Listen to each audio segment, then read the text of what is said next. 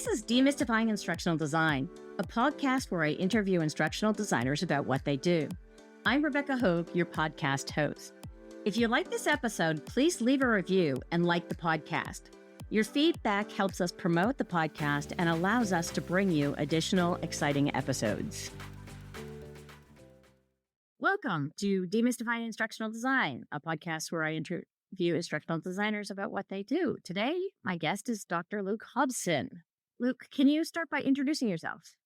Absolutely. Well, thank you so much again, Rebecca, for having me on to the show. So as you just mentioned, my name is Luke. I lead the instructional design team over at MIT. My division is called XPro. It's the professional development area of MIT. I also teach at the University of Miami, the School of Education and Human Development. I teach in the ADDIE program for applied learning sciences. And because of the fact that I love to obliterate all of my free time, I have a blog, a podcast, a YouTube channel, books, courses, and everything of the sort, essentially teaching folks more about how to design meaningful, relevant, and interesting types of learning experiences. So that's what I do. Oh, excellent. I love talking to other podcasters. It's lots of fun. So we're here today mostly to talk about instructional design and artificial intelligence and generative AI in particular. And I'm wondering, are there particular phases of the ADDIE model that you use more often? You can incorporate Gen AI into really any part of ADDIE if I'm thinking about it out loud, from even trying to be able to help you. Let's say that you actually didn't know anything about ADDIE. Like, first things first, you're just like, I'm new to this world, but at the same time too, you're like, I'm new to Gen AI. How do these things actually go together? And one of the things that I recently experimented with was that I created a custom GPT to interview aspiring instructional designers. And the very first question was talking about for ADDIE, which is really funny. So trying to be able to put these things together absolutely are possible. But if you wanted to be able to hypothetically say, to go into ChatGPT or with Gemini or any other form of large language model, and even simply starting put just to ask about, how can I actually use you to think about this from an analysis phase or from an evaluation phase, or I'm currently at this step of the way and we're trying to cobble and put this thing all together. How does it work for the implement phase? Like, you can do any of those different types of elements. So it is entirely possible to be able to do, but so much so comes from the user and knowing how to ask those questions, how to put in those prompts, and how to be able to think about that, because naturally, no LLM will just do that for you and just say, oh, here you go. You got to be the one to kind of massage that out and to arrive to that conclusion. So how did you learn how to ask it the right questions? Experimentation. Seriously, when I first heard about ChatGPT, which actually I first heard about it in 2019, because we were filming a course at MIT from a professor, and his course was all about designing AI products and services, as you can probably imagine with this topic. And he called out ChatGPT in a video. And I remember being like, that's a weird name. Like, what the heck is that kind of a thing? And I Google it and I was like, all right. But really never thought about, I always thought about AI in terms of trying to revolutionize healthcare, or for something like for finally trying to solve cancer. Like, I always thought about it like that. It never was, what about my little instructional design world? I gotta figure out like that. That never ever occurred to me until finally having access to ChatGPT on my own several years back now, and just trying to figure out like, well, what do I do with this? So if I take hypothetically my syllabus and I copy and paste the learning objectives and I put it into ChatGPT and say, I want you to look at these for me and tell me, could I do a better job with crafting learning objectives? Can you rate my learning objectives? And now it's kind of evolved to be able to say, using a UDL framework, I want you to now think about my learning objectives and see, did I write them in a best type of UDL fashion? And then it can give you updates and modifications around there. So there's a lot of experimenting and realizing too about what Gen AI is great for, but also some things too where clearly it's still lacking. I mean, even for learning objectives, for going to stick with that example, it still would say the terms of understand, know, and learn. Like, no. That's step one of what we teach instructional design students is like, no, don't write it like that. We have to make it more measurable. We have to try to be able to refine that. And it still said those things. And it's like, so you try to be able to go back and forth, whether it came from learning objectives to repurposing of transcripts to thinking about how can I do different types of workshops that I've done a million times before the same exact way in the past, and I want to do them differently, or to helping me with scenario-based types of problems, or even now creating simulations. It was just so much of seeing what can it do and also being like, oh no, not we're not going down that area. That really doesn't work.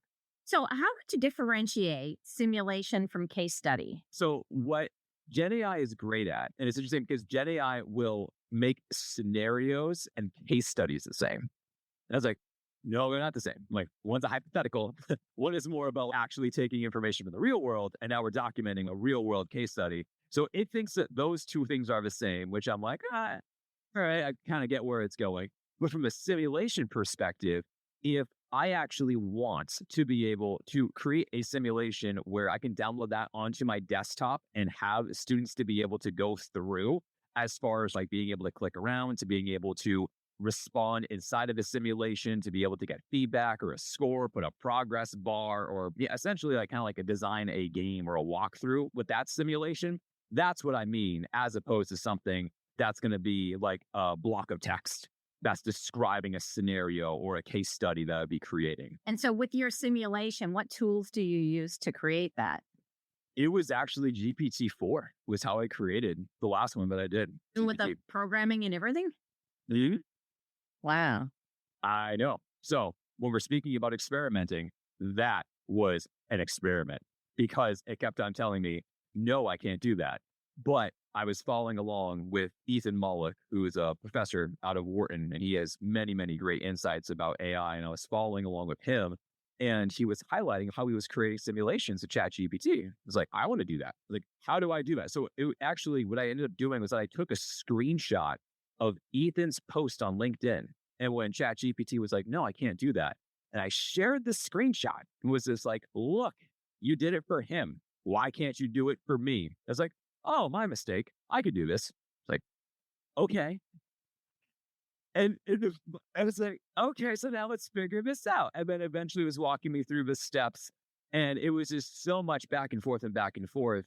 And it's funny because that was before having access to creating custom GPTs, where I wanted it downloaded onto my desktop. I would be uploading it into an LMS. And there was a lot of things I wanted to be able to control and to do. And then now to see how that took me hours, literally hours to get this thing to work.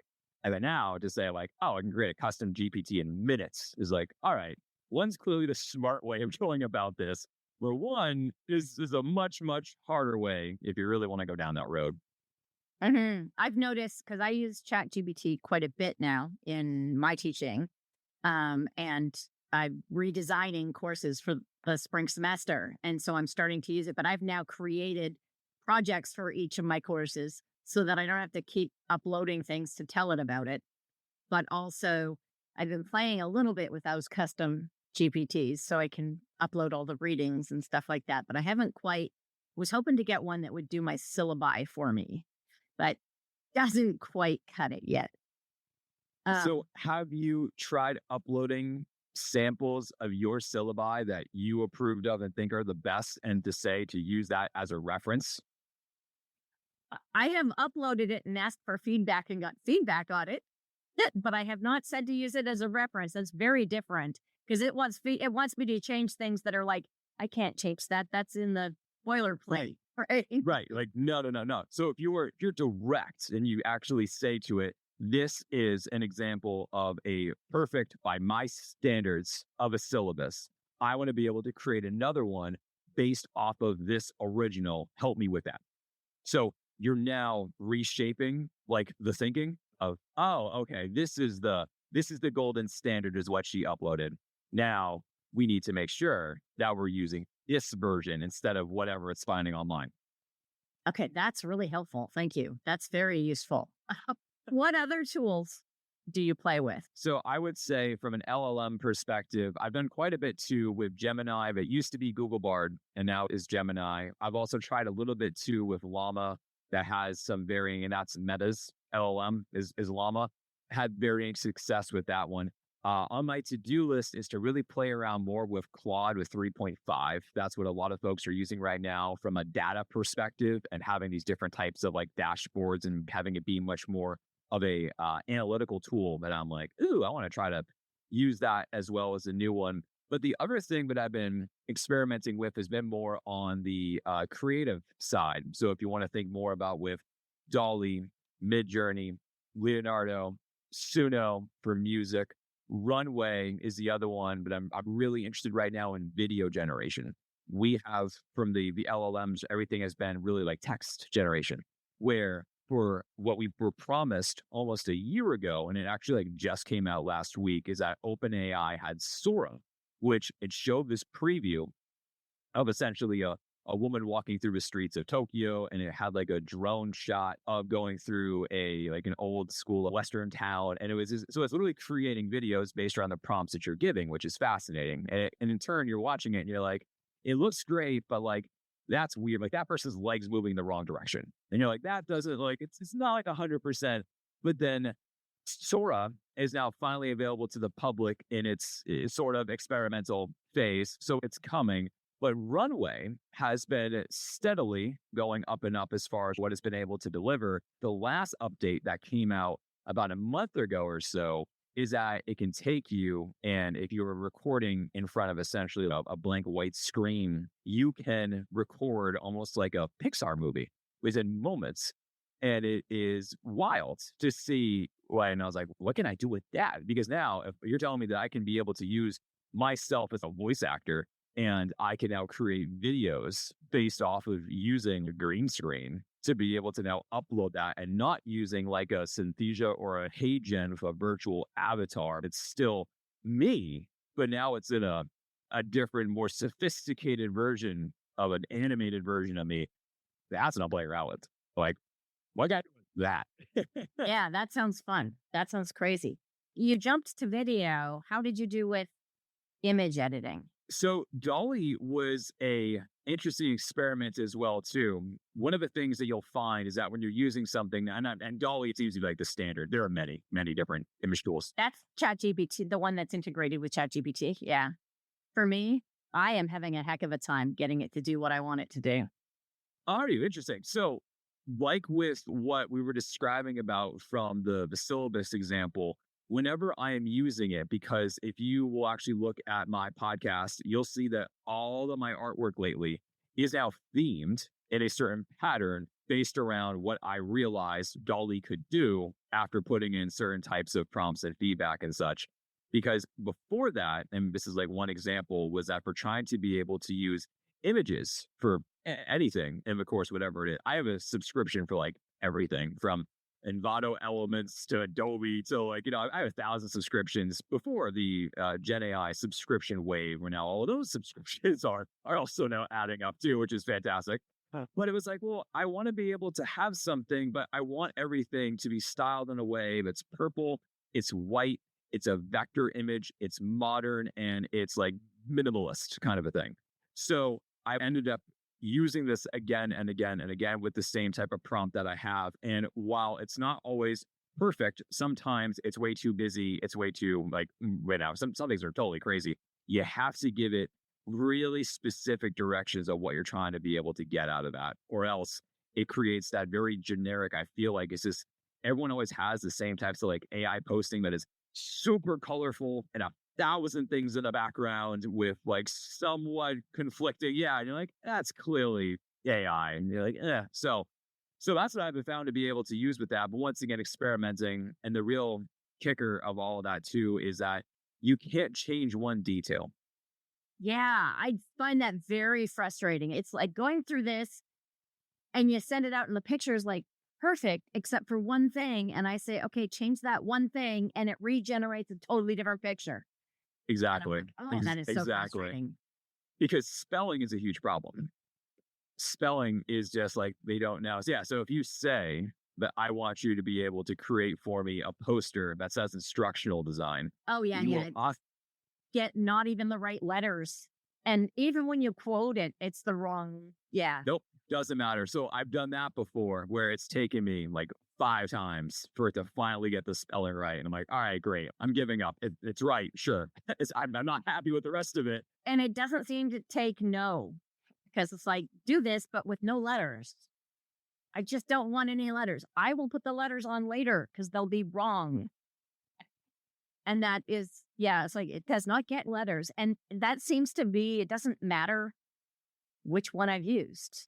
I don't have every subscription, but I do have Adobe. So I will use Illustrator because Illustrator is pretty cool. What's nice about that is it gives you images you can edit, although there are thousands of items in the image and it stacks. So editing it is non-trivial because of the way it builds the image, but it's still editable. And then the other one is Adobe Firefly, because I find Firefly sometimes will give me more what I want compared to DALL-E. And I think that's the busyness problem. I think they might have, it could even, I don't know what their background engine is. It could even be the same engine for that matter, but they've filtered out some of the busyness of it. Have you used Photoshop's new Gen AI tool? No, I have not. So that one is wild. It expands. Oh, I've seen that because I've seen complaints about that, particularly with women and headshots, and then HR conference organizers taking them and changing the size. And the V-neck that stopped here suddenly is showing a little bra. Oh. It turns into this very unprofessional picture because of Gen AI, and they just generated a little bit more than it should have, which is just a little challenge. Yeah, that's not great. Let's not go down that road. I ended up using it. I took a picture of myself in front of a dome on campus, and I was curious to hear if I just kept on taking the outside of the picture and then I highlighted that and I said expand, what would happen? And it ended up creating a whole new campus behind me. So it kept the original dome, but then it added more trees, it added more walkways, it added more things. I was like, this is fascinating. But I did the same thing too because I had on a backpack and you could see my arm because it was like a selfie. So you could see my arm as I'm taking the picture. And when I did that, where I highlighted me so I left my face alone, but it would change my backpack. So it changed my red backpack to a black backpack. And then it gave me tattoos on my arms. It gave me a new arm and it gave me tattoos. And I'm like, nope, I don't have a tattoo there. I'm like, but okay. But the thing is that it still looked real. And that was what was insane. Where if you didn't know me and you saw that picture, you'd be like, oh yeah, Luke clearly has a bunch of forearm tattoos, which I don't. But it looked that real, which was crazy. It is crazy. It's kind of fun in the experimental way, but is there a practical use for it in an educational way? So in some of the courses that I have, I very much so love scenario-based learning. As we talked about it previously, that's my jam. I have scenarios all throughout all of my courses. And one of the things that I like to be able to strive for is to make the scenario as realistic as possible. So that has that storytelling element inside of there. And it's just like, well, what else can I do? If I already have my wall of beautifully written text that describes my scenario, well, what else could I do? So let's say that I wanted to be able to describe a company that's going through a cultural shift, and the student is going to be the one who comes in from a leadership perspective and try to save the company from the cultural issues. If I wanted to be able to then have that company and create a fictitious logo for the company, and then to be able to put that onto the actual scenario.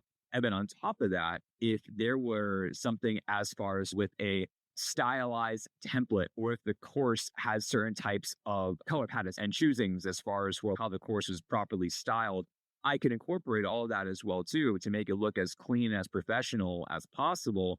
And then if we really wanted to get crazy, now we have a logo, we have the colors, we have the scenario. Then I can use something like Runway or a video generator type of a tool to be able to then create a video of somebody going through, let's say, like the hallway of a company, seeing the actual board, or trying to be able to have some images that describes about culture, employee morale.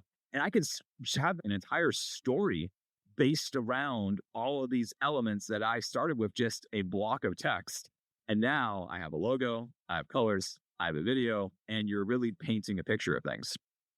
So we can take it like one step further to really make it more lifelike for the students to actually experience. Yeah, that's fascinating. It just amazes me how much we can do without needing that special sort of skill set that we used to need. Oh, yeah. That would take forever to assume that someone is going to go into Illustrator, create a logo, and then to match it with it's just like, oh, that would have taken so long to be able to do. As someone with a graphic design degree, I can tell you that it takes a while to be able to do these things. And even just the amount of creative energy you need to expend in order to do that. And so one of the questions that I have on my list here is sort of how do you decide which AI tools to use? So what I like to do is to be observant around what other people in our industry are currently experimenting and playing around with. Because the thing is that your time is valuable. You don't have enough time to go through every single tool. There's way too many. And you're going to see that some people hype up a tool, but then you look at it and barely anyone's using it so far. And you're like, no, I'm going to assume it has like no support. It could crash. Like, I bet this, probably not going to be doing that. So what I like to do is just monitor what my fellow peers are experimenting with, sharing it. And if there is a redundancy that I can clearly see that people are using. So Quad is one example. Now, like everyone I know right now is experimenting with Quad. It's like, okay, enough people in my network are using it. I got to give this a shot. And that's exactly how I ended up experimenting with ChatGPT. Was that enough of my friends and colleagues and peers were saying, Luke, you really got to try this. Like, here's what we're seeing. Here's the results. It's like, okay, let me give it a try. But there are some things that I just know there's not enough reasons for me to try to go and to use every single tool. Like we're talking about from the image generation perspective. Dolly works for me. It's already a part of a subscription I pay for. It's fine. There are 200 other competitors right now that we could talk about for Dolly competitors. I'm like, no, there's no reason to. There has to be a purpose to experiment with so many things. And I don't want to get lost in the weeds and try them out with everything. Yeah, I'm wondering when the bubble's going to burst, right? Because we see all of these companies popping up doing AI stuff. And it's like, but the big guys are in the game too. Oh, yeah. I was going to say, because Google, Apple, Microsoft, Amazon, they're all there. The other thing, too, is that every company that you currently know of is now slapping AI onto their product. And they're like, we have AI. And you're like, well, do you? Or was this just like some last minute haphazard thing where they're like, oh, marketing team is saying put AI somewhere in here. And now here it is. And you're using it and you're like, well, it's there, but it's really bad. And it's not user friendly. And yeah. Or it's always been there and people didn't realize it. I think about things like Grammarly. And when they say, you put out these blanket statements that say, no, you can't use AI. I'm like, AI is baked into every tool that we have now. Yep. It just wasn't a selling feature before. It wasn't a highlight, and now it is. So it's been very interesting to see, though, how the learning management systems out there are now thinking about AI because some are going in very different directions. Where for some, I know that, for instance, like for Brightspace, they have a new tool that's called Lumi that really is so much so like they're trying to make an instructional designer's sidekick as far as for here's how you create different activities, different assessments. Here's how the learning objectives align and everything. And it's just like, oh yeah, that makes sense. But then there's others that you can, it's just like, here is your multiple choice quiz generator. And it just like blasts 1,000 questions. And you're like, no, I don't really need that. Like, that's just gonna produce a lot of really annoying questions that no one's gonna want to be able to have. So it's trying to figure out that fine line of like, well, what team actually cared to try to put it in their product, and what team is just kind of like, yeah, we got AI, and you're like, do you? Yeah. Have you thought about how it might actually be used by a human? Right, right. And so, what can AI not do? AI. There are concerns with AI in a couple of different types of areas. One of the things that keeps on driving me nuts, which led me to me creating more custom GPTs to try to solve the problem, was that right now, if you have folks who are currently using Gen AI and you're giving feedback on the tool to say that this is incorrect, this is wrong, this is not the way to do X, Y, and Z, it's not like that can save that information. So one of the things that you'll see many instructional designers will be talking about is that learning styles is still mentioned in ChatGPT. And you're like, no, it's been debunked. It's not true. And it still is this like, let me tell you about bark. And you're like, no, like it doesn't matter what you do. So that's when you have to create your own version to say, in your version, learning styles, for a fact are debunked. And it's like, oh, okay, got it. And it needs that direction to be able to do. So trying to be able to save progress from that perspective is something that is very frustrating. So unless if you're copying and pasting like the wind from so many past prompts, it can get very tedious to be able to do. Gen AI is certainly not like this magical silver bullet that like we're always promised that in education, that something is going to fix and change education for the better of like the drop of a dime. And it's going to be, before it was micro learning is going to solve everything. Gamification will solve everything. Competency based education will solve everything. And you're like, well, is it, or is it another? And that's what I think about with Gen AI is like, it's another tool. It is not going to solve everything. Could it take more gigantic steps in the future? Maybe. I mean, trying to be able to now see what Khan Academy is doing and now having like essentially a personal AI tutor for every student in every classroom. Fantastic goal if it works. It's like, it's always those, it's like awesome if it does it appropriately. And we're still thinking about other different types of factors. So it's always a bit of a balancing act of, okay, it's great in this area, but oh, it doesn't understand how to do this. So you're trying to always figure that out. Hmm. I find sometimes can take more time sometimes just because it's not giving you something correct. Yeah. Or yeah, you throw it out the door. I was like, yeah. No, and then that also becomes an area of opportunity for new tools. So back when ChatGPT was trained on a data set that went up to 2021, which was essentially the older free version, that's how we ended up coming along with the hallucinations of creating fake citations and fake references, because it's trying to please the user. And if you're requesting something and it can't find the information, instead of saying, I'm sorry, I don't know, it's like, oh yeah, so let me make up this fake reference. And you're like, well, what is that? And you go and Google it and it doesn't exist. And you're like, oh, that's not right. Where now, because it actually has access to the internet, that has reduced a lot of those mistakes and such. But you'll still find something every now and again where you're like, that's no. I've experimented before. Before you used to Google yourself to see like what popped up on Google. And now it's just like go and chat GPT yourself and see what it said. And it mentioned that I wrote books that I didn't write. And I was like, promise you, I did not write that book. My God, I'm very flattered that you think that I wrote Julie Dirkson's book, but I didn't. That's hers. That's not mine. So it's getting better for things, but definitely that's one area where you're like, yeah, you always need to be able to double check that, because now, which is interesting, and going back to what I was saying was an opportunity for other tools. Now we have tools like Google's Illuminate that essentially does that of, oh, you want to be able to go and to search the web for scholarly sources around the history of online learning. Here they are. And if you want me to then create a AI generated podcast episode on your select choosing of which white paper you want, I can do that and combine it and put it together. And now I can listen to that as I'm driving. And it's like, that's mind boggling to think that previously, if you were a doctoral student and you're doing your literature review and you're just reading white paper after white paper and you're just going through all of them. And now to be able to say that here's a repository of every white paper and I can pick and choose which ones and you read it to me instead of me having to read it myself.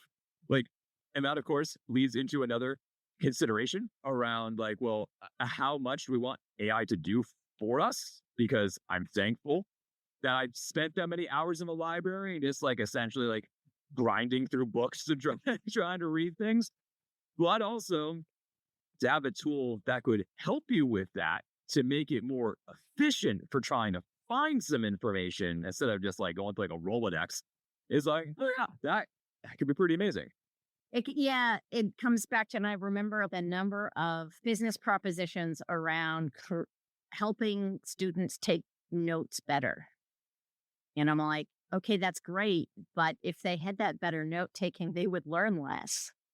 Like, you're taking away the learning. You got to be careful about what it is you're automating. Otherwise, you're getting in the way of the learning because learning's hard. So you make it too easy. And I think about that when you think about, oh, reading articles for me and doing that kind of stuff. Great if it's just for interest, but if I'm actually trying to absorb and learn that information, is that actually effective? Sure. So the hope, and this is of course a hopeful thinking there, is that if I'm spending my time more wisely, as I was saying, I'm going to be literally driving to Boston for work. I have an hour. If I can create a podcast episode that's based around the sources that I want to go back and read later on, because now it's more precise in telling me what's in the article, so that way it's not just me just like mindlessly clicking through things. And now it's just saying like, oh, I have a direction. I know that in the third article that I picked from, it talked about the topic that I was really interested in. So now let me go back and read that article, then go through and highlight my notes and blah, blah, blah. So it's this, if you're using it like that, then I can see what makes sense. But as you just said, though, I can completely see the future, which is going to be very bleak, of just like, it will do it for me. And then you're like, all right, well, tell me something where you don't have access to the internet. What did you learn? And then, yeah, blank. You have nothing. You're like, oh, like we went too far. So, yeah. Yep. That is real consideration of not a great world in the future. Yeah. Yeah.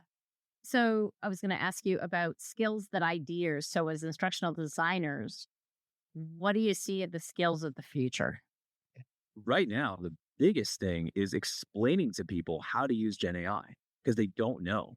So you have the hiring managers and employers who are saying, you need to know how to use AI. And I wouldn't be shocked to see on job postings for going forwards that it's going to, like, it calls out like e-learning and authoring tools and such. I bet we'll have call outs for AI. It just, if we don't already, I'm sure we do. But that will be now a thing of being able to say that, yeah, you also need to know how to use ChatGPT or whatever it's going to be. And it's not so much that you need to become a wizard in how to use this, but it's more about it is mystifying to people. And it is, as conveniently as the podcast is named, for demystifying, that like that's what this is trying to make sure for folks to know, here's how we actually use it in the AI space, the ID space, and here's how to not use it, which is a big talking point right now, is that you have folks who say, I know we need AI. It's a part of the strategy of the organization. The team is thinking about AI. And then you're like, great, how do you use it? They're like, I don't know. You're like, oh, okay. So it's clearly on everyone's mind that they're trying to be able to incorporate it, but they need a helping hand on how to use it. And if you just have a couple of examples around how that comes into play for things, and I might actually start recommending this to my students as we're talking about it, where in the portfolio, if you use AI somewhere within the project and you can even like call out and highlight where in the project that you used it, that might be interesting to showcase and to highlight that, to say like, hey, I am understanding and AI literate, or whatever buzz term we keep on saying, AI literacy now. But that, yeah, just to say that, yes, I know how to be able to use these tools was going to be very handy. Yeah. And that's the truth. Yeah. One of the other sort of flip side is, what do you say to people that say that AI is going to replace instructional designers? So I gave a presentation at Harvard the other day about how to use Gen AI for teaching, learning, and design. We had a word cloud, did a poll everywhere. We did a word cloud for that. And I said, describe for me what one word comes to mind when I mentioned Gen AI. And Harvard faculty put up evil, corrupt, retirement, like, and all of these things about essentially like replacing me is really what they were saying, which I thought was, it's kind of funny. We got a chuckle about it, everything.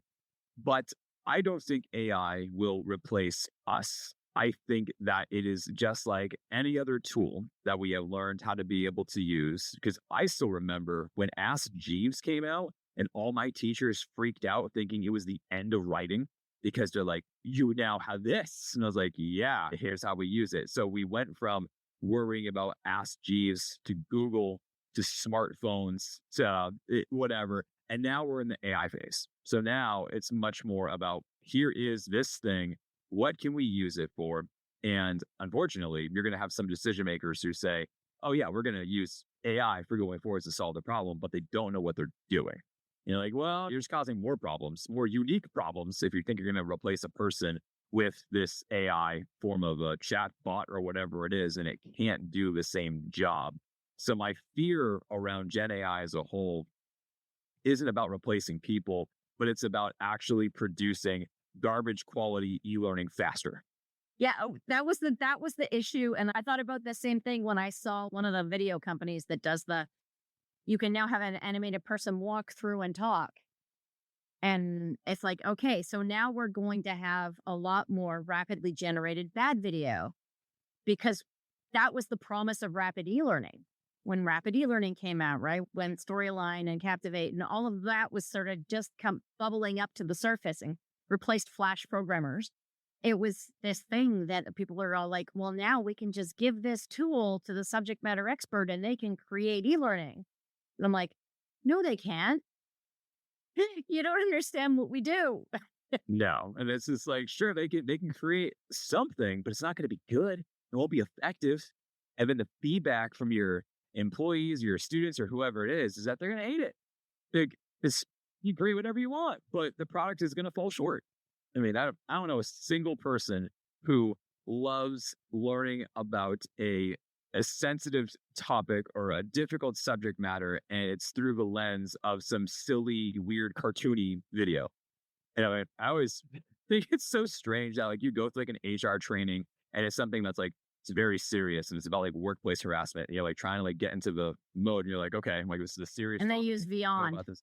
Yes, and then they're like, and then here's some weird, cartoony waving thing, and you're like, okay, I instantly now am turned off. I don't like, what am I doing, kind of a thing. So yeah, so we need to be smart about that. But that is definitely the fear, is that folks are just going to be producing things at such a rapid rate, and it's just not going to be good. I mean, maybe it's going to have a reverse effect for us in our industry, for to be able to say like, hey, we need someone to come in who actually knows what they're doing and fix this, start over from scratch, consult, do whatever, coach. And it's like, yeah, that's entirely possible because they don't know. I think back to one of those terms in database management, right? Like the garbage in, garbage out, right? If you don't know what you want to put into it, what you're going to get out of it's most likely to be crap. It might be shiny and glittery crap, but it's still crap. Yeah, definitely. So I have one last question for you. And that question is, what's your prediction for the future of instructional design and AI? As I now put on my crystal ball and I take out my tinfoil hat and think about things, my prediction for Gen AI and instructional design, which to be fair is still around, but it's not fully been embraced yet for things.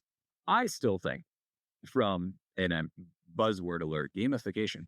I think from a perspective that if you're trying to learn about something and it is too difficult for you, whether you are not ready, you don't have the time, you don't have the prior levels of knowledge, whatever it is, there should be a toggle to change the difficulty setting. So I've always thought about this, of having different forms of learning tracks and having essentially the version that's going to work for you, like an easy, medium, and hard mode when it comes to learning. Because you will always have the folks who are the super go-getters that they're going to get the straight A's no matter what.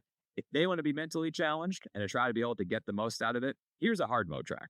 But for someone like myself, going back and thinking about all the math courses that I had to retake several times because I never understood it, I was like, why couldn't I have some form of a beginner level to help me ramp up? And then when I'm comfortable, I can flip that switch, click on the toggle, and therefore it's then going to generate a different type of track customized for me that makes sense. And how to do that in the past was with a lot of people power. It was with a lot of time being spent to have multiple tracks and to customize it with personalized learning. And it's like, wow, this is hard. It's not easy to be able to do. But now with Gen AI, that actually becomes one step in the right direction of trying to do this and to do it well. So I've done this a couple of times with taking whatever LLM you want to be able to say. I did it with Gemini a few times, where I took a topic from one of my doctoral courses and I asked it to be able to take my writing and then to put it in a doctoral version into a high school version and into a sixth grader version.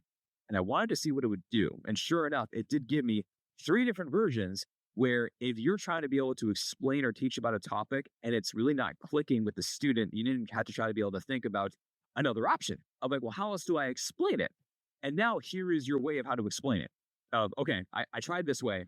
It didn't work. Now I want another version. So if I started with more of like the high school version or the freshman version, whatever you want to be able to say, then I can try to be able to explain it with this lens and see if that works. And if that does, great, I can use that for going forwards. And if we could use that for whatever level that's going to be, that would be interesting. So there's a few factors I know in there that we'll have to figure out from an accreditation perspective, a timing perspective, from the instructor's perspective. Like there's a lot of things obviously to still flush that out. But this is why it's a prediction to be able to say that, well, if it doesn't matter, hypothetically speaking, someone wants to learn a skill, they're going to take an online course no matter what.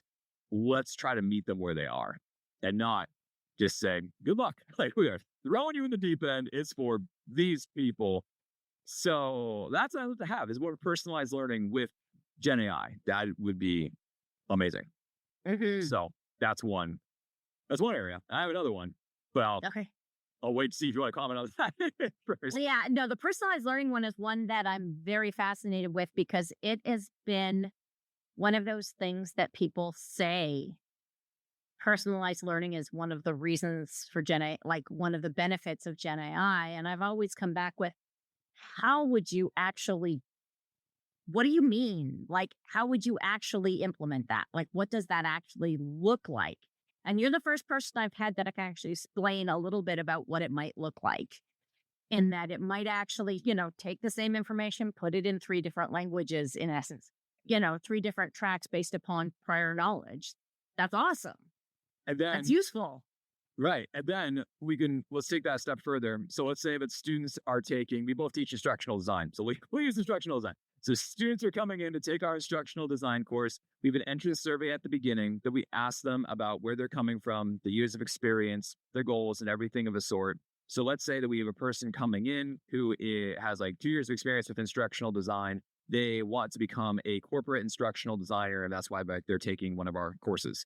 Great. So we'll have those different forms of learning tracks. And then as we're going through with that learning track, when it gets to a point, whether it's going to be like a learning activity or something of a sort that allows for more customization, we would then pull the information from their survey that says you want to be a corporate instructional designer. So the learning activity would then have a corporate instructional design lens. So if it was a scenario-based problem, it wouldn't be about a university.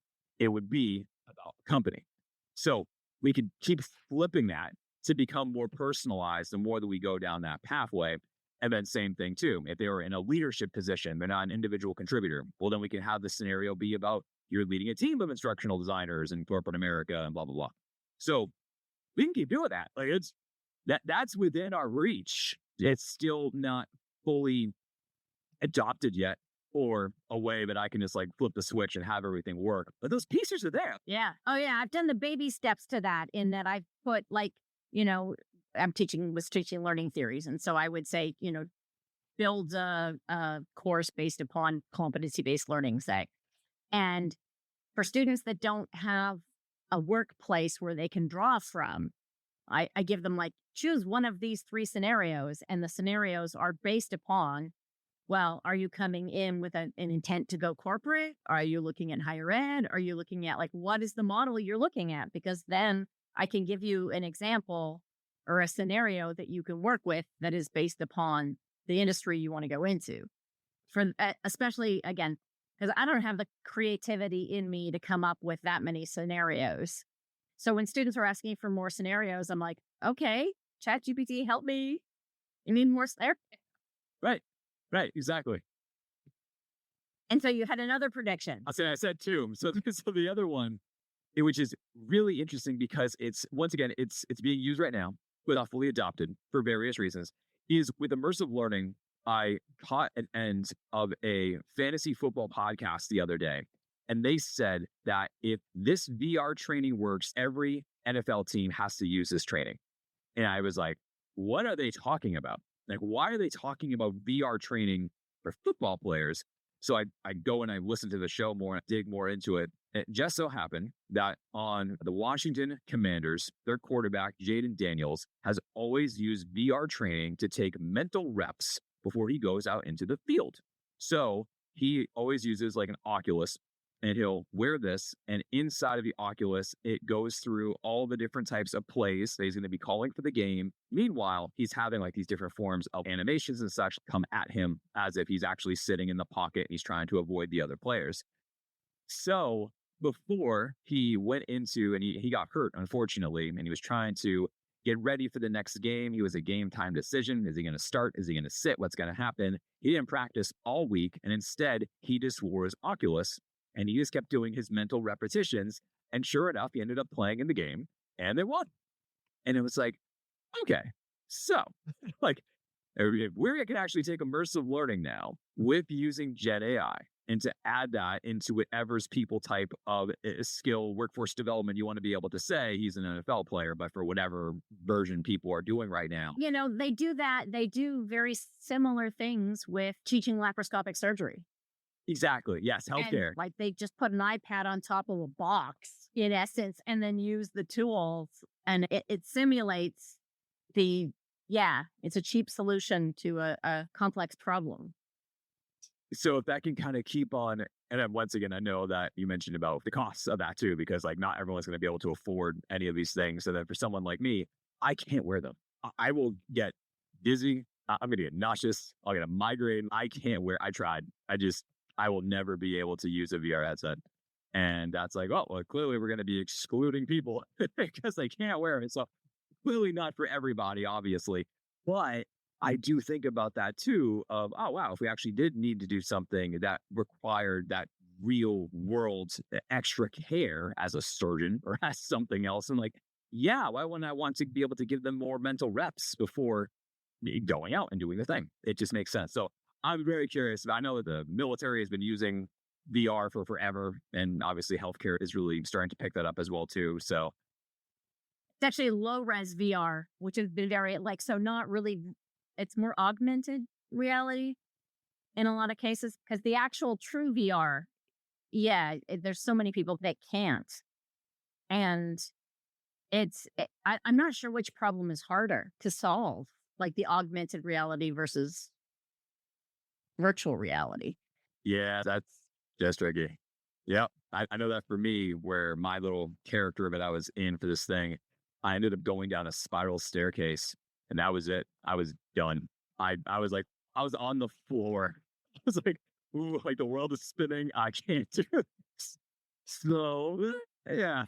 I use it for boxing and I thought it's actually been a really brilliant thing from a physical activity perspective because I can't do impact anymore. So impact boxing doesn't work out so well, but hitting virtual things with my VR. Yeah, but shadow boxing works. Yeah, it works really well. It's like this is a cool thing.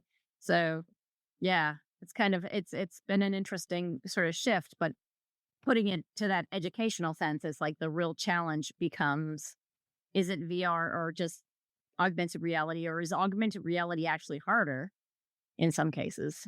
It'll be interesting to see where that goes in the future too.